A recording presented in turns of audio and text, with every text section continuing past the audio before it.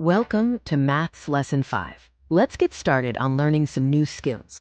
Today, we are mastering short multiplication. We'll focus on multiplying 2 and 3-digit numbers the easy way. Let's begin with a quick warm-up to activate those math muscles.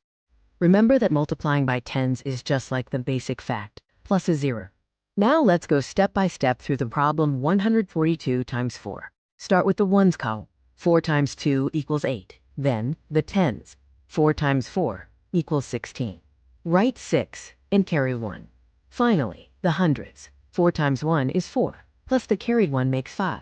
The answer is 568. Time to try it together. Grab your books and let's solve 236 times 3. First, align the digits. Multiply 3 by 6, which is 18. Write the 8 and carry the 10 or 1 to the tens column.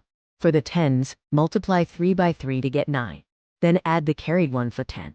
Write 0 and carry 1.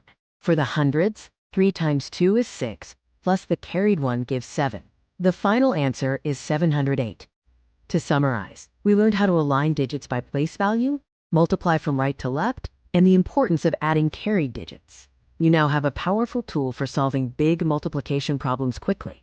Here are some problems for you to practice, organized into easy and hard difficulties. Pause the video now to work on these problems. You can check your answers for lesson 1 here. Take a moment to review your work and see how you did. Welcome to Maths Lesson 6. Let's move on to the next set of challenges. Here are the you-do problems for this lesson. Again, they are split into easy and hard sections. Pause the video and work through these calculations. Finally, here are the answers for lesson 1. Review these to make sure you understand the concepts before moving on.